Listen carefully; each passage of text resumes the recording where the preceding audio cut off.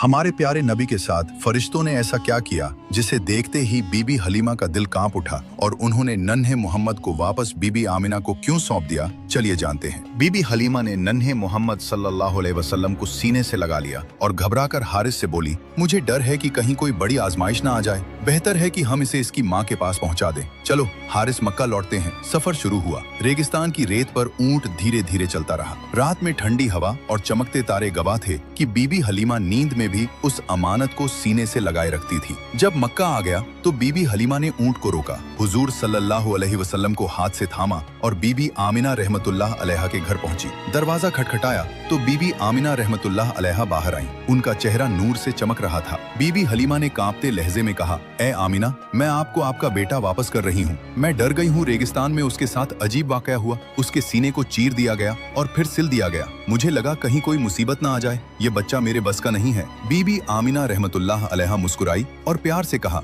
हलीमा, जब ये बच्चा मेरे पेट में था तब भी मैंने ऐसे मंजर देखे थे जो किसी और ने नहीं देखे होंगे। ये बच्चा कोई आम बच्चा नहीं है, इसके साथ फरिश्ते रहते हैं। ये अल्लाह की रहमत और अल्लाह की अमानत है। इस पर कोई बुरा असर नहीं पड़ सकता क्योंकि खुद अल्लाह इसकी हिफाजत कर रहे हैं। ये सुनकर बीबी हलीमा का कांपता दिल भी सुकून पा गया। बीबी हलीमा ने नन्हे मोहम्मद का सर चूमा और कहा, बेटा तू हमेशा मेरे दिल में रहेगा। तू वो नूर है जिसने मेरी जिंदगी रोशन कर दी। उस दिन बीबी हलीमा खाली हाथ लौटी, मगर उनके दिल में ये नन्ही रहमत हमेशा के लिए बस गई। इस तरह हुजूर सल्लल्लाहु अलैहि वसल्लम का दूध पीने का दौर खत्म हुआ और आप मक्का में अपनी वालिदा के पास रहने लगे। ये अल्लाह की मर्जी थी कि अब आपकी तरबियत का नया सफर शुरू हो। मक्का की गलियों में रोज काफिले आते जाते, बुतों की पूजा और झूठी रस्में चलती, लेकिन एक मासूम बच्चा अपनी आंखों से इस दुनिया को देख रहा था। दादा हजरत अब्दुल मुत्तलिब भी नन्हे मोहम्मद से बेपनाह मोहब्बत करते थे। काबा के पास उनके लिए बिछौना बिछा होता। आम बच्चों की हिम्मत नहीं होती वहाँ बैठने की,